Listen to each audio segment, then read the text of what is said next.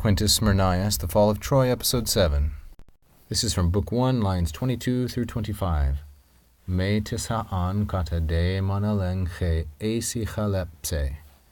Amphikasig ne tes hes he nekapenthasa exen. Hip palutes tengar rakatektane du ri kratai o. U men de tiheku satitu skamene della foi a.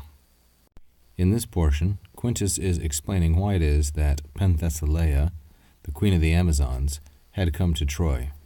And among the reasons that he gives, he says, she did this me chalepse, in order that not.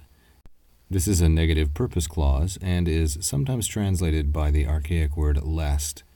Lest someone, ha'an kata daemon, someone throughout her own people, or we might say from among.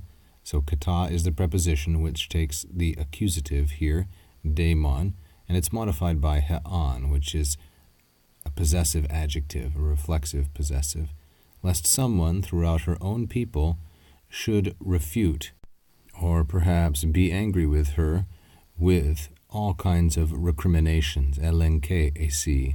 This is feminine plural and dative of instrument. So find fault with her in recriminations for or over concerning her sister, kasignetes. Amphi is a preposition which takes the genitive. Here, kasignetes in the feminine singular and genitive. The sister is Hippolyte, as we'll see in the next line. The sister, hes Heneka, on account of whom, for whose sake.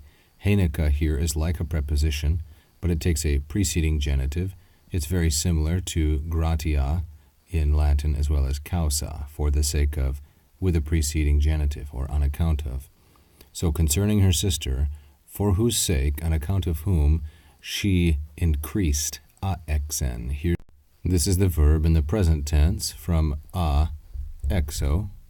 It's taking penthos in the neuter singular accusative as object. She increased her sorrow. And the sister then, hippolutes, is in the feminine singular and genitive in apposition to kasignetes, namely Hippolyte. For gar, she killed her.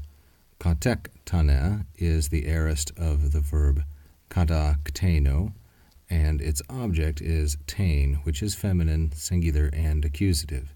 It refers to Hippolyte. For she, meaning Penthesilea, slew tain, Hippolyte. This particle hra is used to draw attention to something, to make it immediate. It's a very common particle in Homeric poetry and epic poetry. It draws attention, as I've said, and it adds rapidity. It makes something swift.